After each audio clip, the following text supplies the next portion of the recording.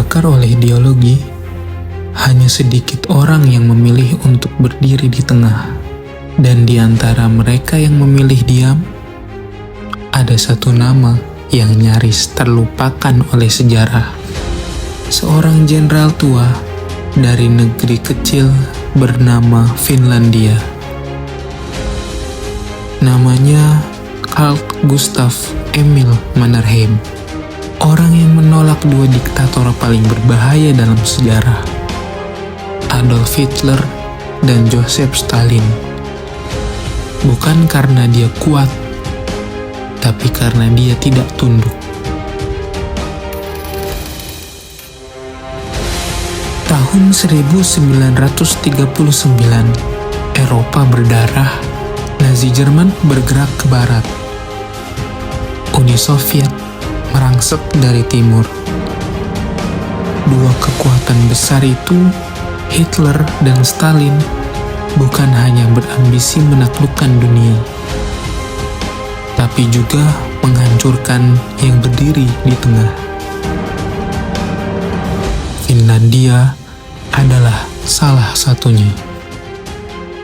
Sebuah negeri kecil yang dingin, sepi, tapi punya satu hal yang tak dimiliki oleh negara besar: keberanian.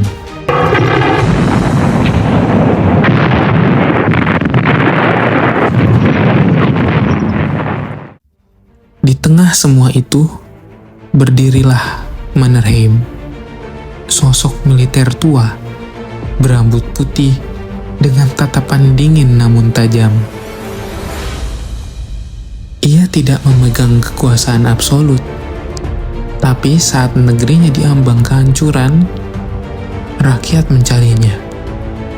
Seperti seseorang mencari api di tengah salju. Ketika Stalin mengirim pasukan untuk menginvasi Finlandia, semua orang mengira negara kecil ini akan runtuh dalam hitungan hari. Tapi Mannerheim tahu, mereka tidak bisa menang melawan Uni Soviet dengan jumlah. Mereka hanya bisa bertahan dengan kehendak.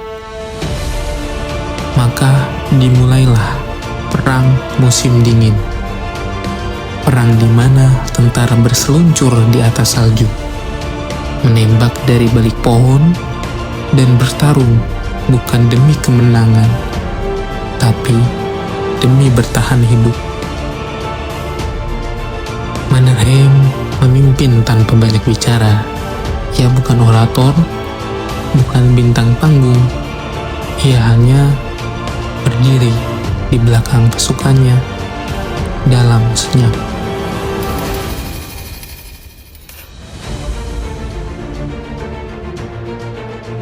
Stalin gagal menguasai Finlandia sepenuhnya, tapi bayangannya tetap ada.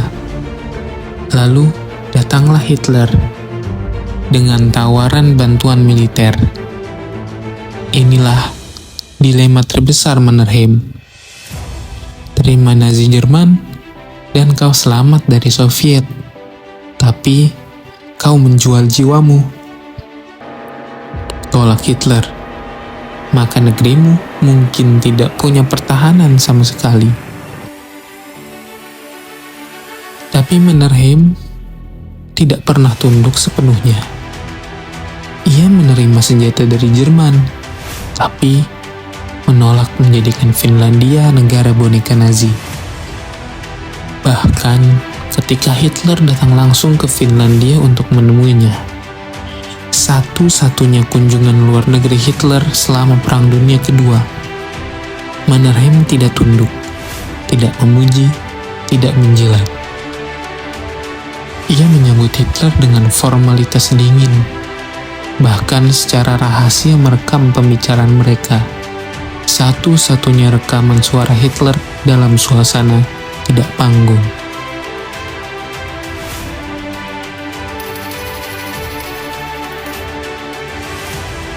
Banyak orang berpikir netral berarti lemah, tapi Mannerheim membuktikan sebaliknya. Ia melangkah di garis tipis antara dua dunia yang bertabrakan, dan setiap langkahnya adalah perjudian nyawa. Ia menolak ideologi fasisme dan komunisme, tapi ia juga menolak tunduk pada tekanan dunia. Dalam dunia yang terpaksa memilih merah atau hitam, ia memilih tetap menjadi biru putih, warna bendera negerinya. Mannerheim adalah pemimpin yang lebih banyak diam daripada berkoar. Tapi justru karena itu, ia tidak mudah dikuasai siapapun.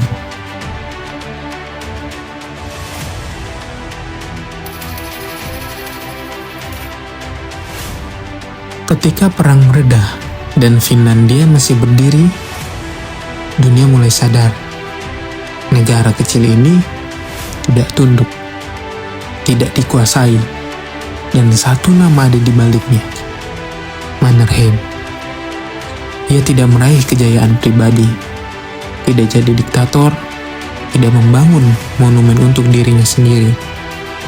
Bahkan setelah perang usai, ia memilih pensiun. Pergi dalam kesunyian. Seperti sejak awal, ia tidak butuh tepuk tangan. Tapi sejarah tahu bahwa Finlandia bisa tetap merdeka bukan karena senjata atau keberuntungan, tapi karena satu orang memilih jalan sulit, netralitas dengan kehormatan. Dunia tidak selalu diubah oleh mereka yang berteriak paling keras. Kadang, ia diselamatkan oleh seseorang yang cukup tenang untuk berpikir di tengah kekacauan.